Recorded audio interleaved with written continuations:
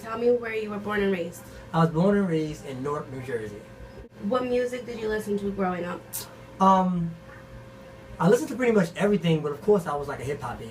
Who did you idolize as far as artists and DJs who were some DJs you looked up to? Well, as an artist, the first tape I ever purchased, back then it was cassette tapes. The first tape I ever purchased was Nas. Nas was my favorite rapper back then.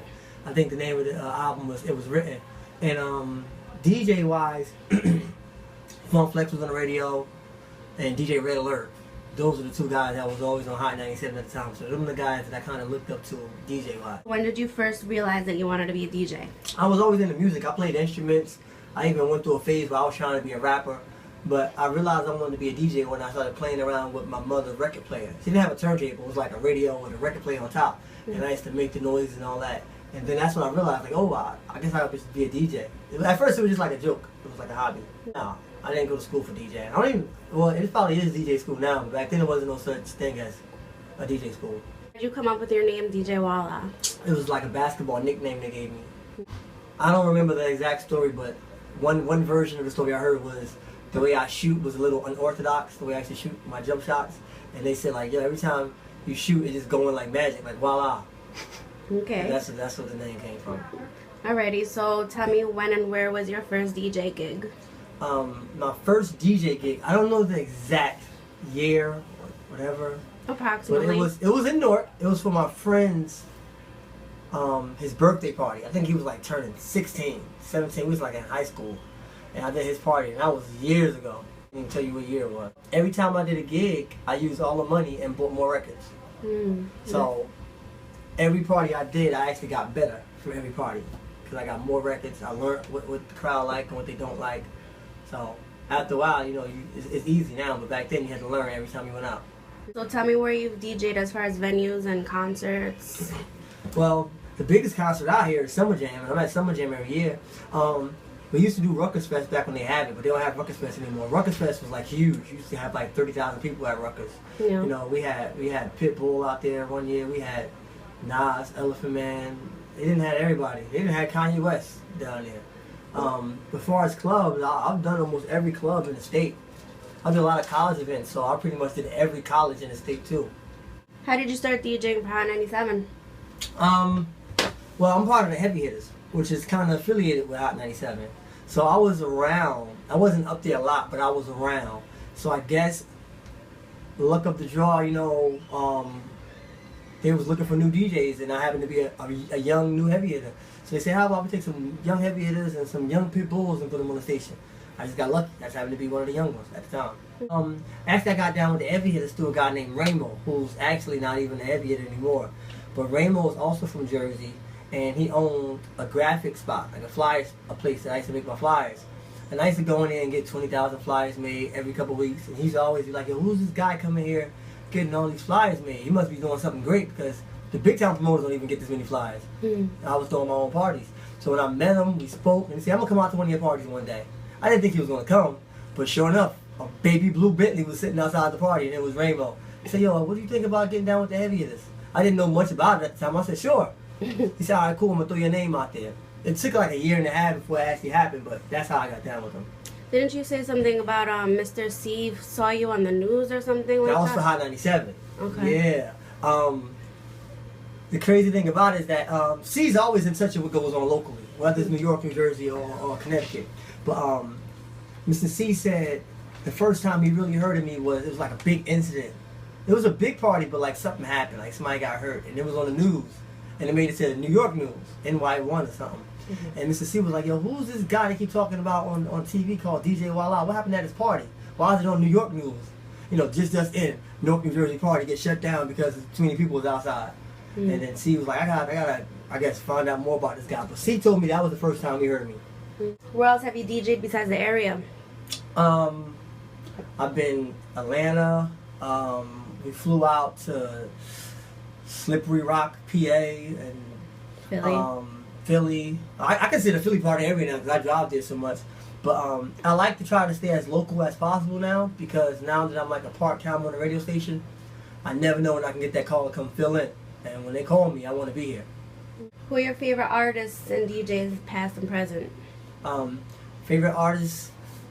Well, some of my favorite artists and DJs, past and present, are all in the same. As far as artists, of course I like Jay-Z, I like Eminem, I like Nas. I like some of the new guys out, but I guess they don't have the longevity as the old guys, so I'm still trying to figure out what's going to happen with them. As far as the DJs, the guys that are famous would be like Flex, Enough, Camelo, Mr. C, most of the guys that's on the station. The guys that aren't too famous, like the local guys, is like DJ Doughboy. I like Ran, I like Mustafa.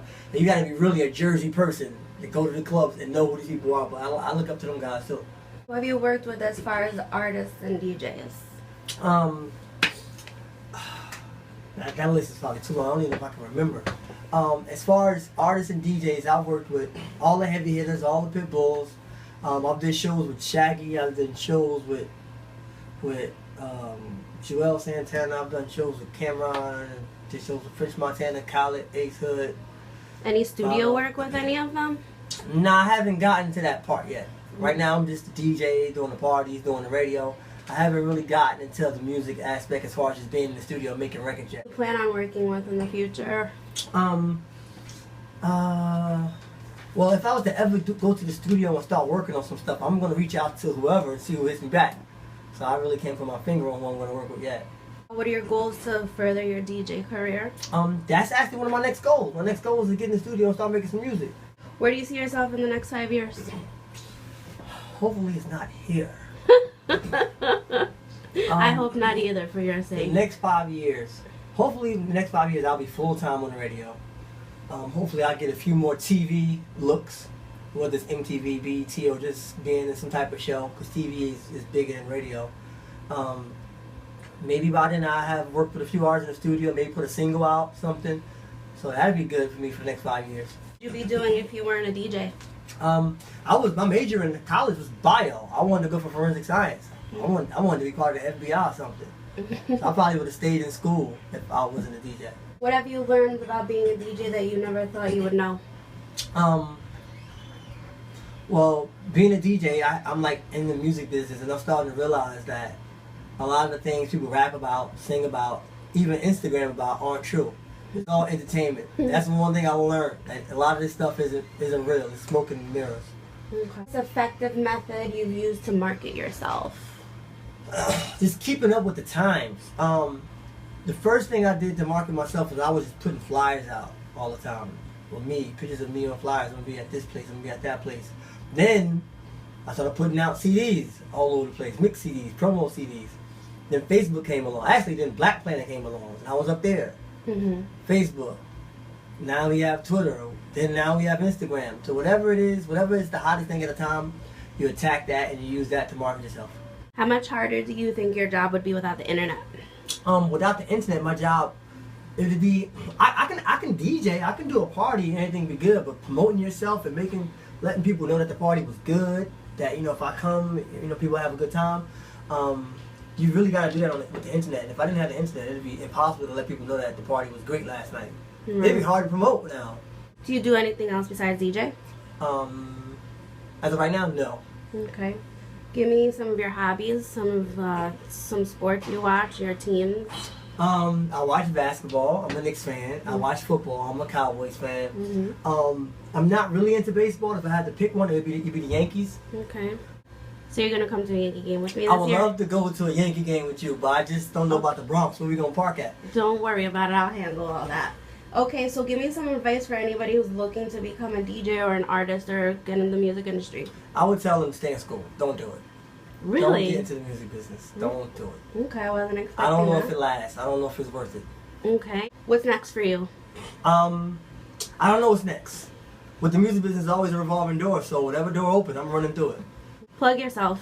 At DJ Wallah, DJWALLAH, Instagram, Twitter, Facebook is all the same thing. So if you need to know anything about me, you can do either one of those. Just type it in. Alrighty. Thank you. Thank you. Who